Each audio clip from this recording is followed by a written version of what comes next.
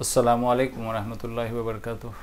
मैं आज आपके सामने सूरह बकरा की 121 नंबर आयत है जिसके सिलसिले में कुछ बात करना चाहता हूँ, क्योंकि अभी रमज़ान आया है तो रमज़ान में हमें क्या करना चाहिए उस महज़ में हम बात करेंगे। तो औज़ु बिल्लाहि मिनश शैतानिर रजीम, बिस्मिल्लाहिर रहमानिर रहीम। अल्लज़ीना आतैनाहुमुल किताब यतलूनहु हक़्क़ तिलावतिही उलाइका युमिनून बिही व मन यकफुर बिही फउलाइका हुमुल खासिरून। अल्लाह यहाँ पे ये फरमाता है कि वो लोग जिनको किताब दी गई थी वो पढ़ते हैं उसको जैसा कि पढ़ने का हक़ है, वो उसकी इत्तिबा करते हैं जैसा कि इत्तिबा करने का हक़ है, और वो उस पर ईमान लाते हैं। और जो कोई उसको कुफ्र करेगा यानी इनकार करेगा तो वही लोग हैं जो खसारा पाने वालों में से हो जाएंगे। तो यहाँ पर अल्लाह ताला ने ये बताया है, जहाँ पर भी कुरान में अल्लज़ीना आतैनाहुमुल किताब जो ज़िक्र आया है यानी जिनको किताब दी गई, इससे पहले जो किताबें दी गई ना वो किताब थी तौरात और ज़बूर और इंजील। ये सारे अलग अलग कौमों में ये किताबें दी गई। तो इसका मतलब ये नहीं होता कि जब ये बात कर रहा है कुरान के अल्लज़ीना आतैनाहुमुल किताब तो हमें भी तो किताब दी गई थी, हमें भी तो किताब दी गई है हुज़ूर सल्लल्लाहु अलैहि वसल्लम के ज़रिए। तो फिर हमने क्या किया उसके साथ, ये इम्पॉर्टेंट है। यहाँ पे हम अगर यही समझेंगे कि वो किताब जिनको वो किताब दी गई थी अब ये आयत उनके ऊपर से फ़िट हो जाती है और हमारे ऊपर फ़िट नहीं होते, ये हमारी गलती है। अल्लज़ीना आतैनाहुमुल किताब यानी जिनको किताब दी गई थी उन्होंने उनके साथ क्या किया। अगर उनका रवैया उस किताब के साथ कुछ अलग रहा यानी गैर था और तुम्हारा भी रवैया उसी तरीके से है तो फिर जो उनके साथ हुआ था वो भी तुम्हारे साथ होने वाला है, ये याद रखो। तो जो अभी समझ लेते हैं इस आयत को, अल्लज़ीना आतैनाहुमुल किताब, किताब जिनको दी गई थी यानी हमें भी दी गई है, यतलूनहु हक़्क़ तिलावतिही। अब ये तिलावत किसको कहते हैं, हम समझ लेते हैं कुरान के पढ़ने को तिलावत कहते हैं, ये नहीं है, ये तो एक पार्ट है, कुरान के पढ़ने को भी तिलावत कहते हैं। मगर दरअसल मफ़हूम तिलावत का ये होता है, तिलावत करना उसे कहते हैं कि किसी के पीछे पीछे चले जाना यानी किसी को फॉलो करना यानी किसी की इत्तबा करना।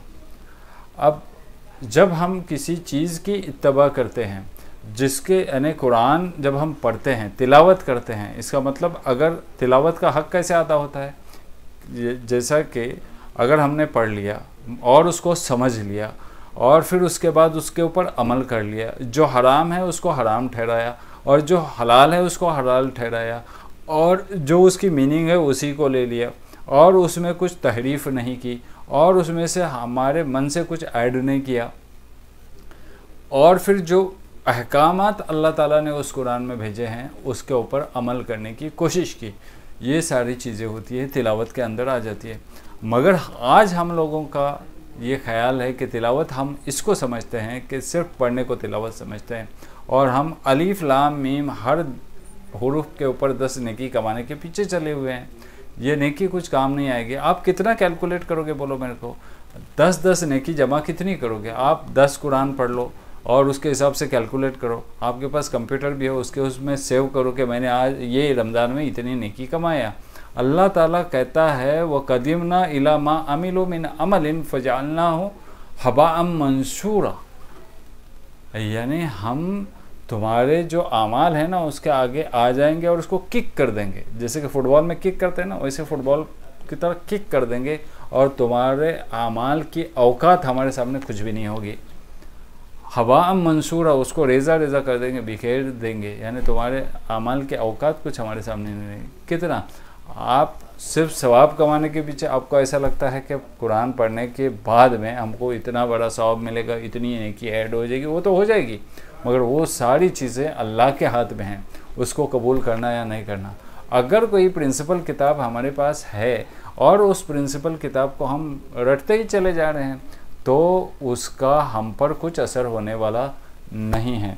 जैसे कि एक कॉमन एग्जांपल दी जाती है जो मैं आपको देता हूँ कि आज के एक तोते थे, जो तोते कहीं वो शिकारी जा रहा था, उसने देखा कि तोते एक पिंजरे में अड़क गए हैं, किसी शिकार ने शिकारी का जाला लगाया हुआ था उसमें अड़क गए हैं। तो उसने सोचा कि इनको मैं आज़ाद कर लूँ। अब उसने सोचा कि अगर आज मैं इसको आज़ाद कर लूँ तो हो सकता है फिर से ये अटक जाएंगे उसमें, उसके पिंजरे में, तो उसके जाल में। तो फिर उसने क्या किया कि मैं उसको लेके जाता हूँ और उनको सिखाता हूँ, और फिर वो आज पिंजरे में यानी उसके जाल में नहीं फंसेंगे कभी।